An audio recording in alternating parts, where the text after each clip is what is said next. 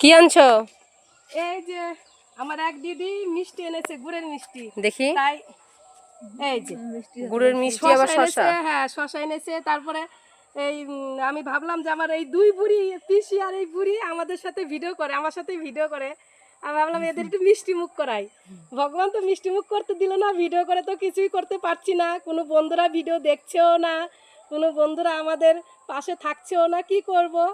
যাই হোক, পিসি এই দাও মিষ্টি খাও, আমার দিদি মিষ্টি এনেছে, তুমি খাও। নাও বুড়ি, খেয়ে বলো মিষ্টিগুলো কেমন। বড় বড় আগে শসা খাবো তো। খাওয়া যাবে না কেন খাওয়া যাবে না কেন? খাও খাও, দেখি, দেখাও আরে দেখাও। খাও খাও। আমি খেয়েছি, তোমরা খেয়ে বলবে যে মানে মিষ্টিগুলো কেমন খেতে। বাড়ির হ্যাঁ হ্যাঁ, বাড়ির গাছের গাছে। একদম একদম জমির, একদম মানে হ্যাঁ একদম জমির। এই জন্য ভালো হয়েছে। হ্যাঁ, টাটকা শসা। দাঁড়া, আমি দরজাটা বন্ধ করে আসি। হ্যাঁ, দাঁড়া। আবার বিড়াল ঢুকতে পারে। লবণ দিয়েছে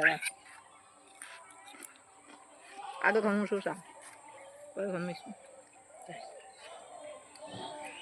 শব্দ হচ্ছে দেখ, কস কস শব্দ হচ্ছে ছাগলের মতন। খুব মানে এর পুরো সেন্ট শসার একটা সেই রকম কিন্তু নেই এখন, তাই না? আজকাল আজকাল মনে হয় শসা খাইলাম কিছুই বোঝা যায় না। এই পিসির খাওয়া দেখো, শিরা দিয়ে, তারপরে দেখো মিষ্টি শিরা দিয়ে শসা দিয়ে কামড়ে কামড়ে খাচ্ছে। ওরে বাবা,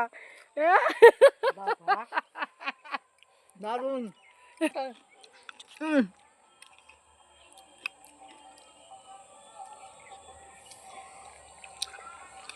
মিষ্টি কিন্তু ভালো, মিষ্টিটা খুব ভালো।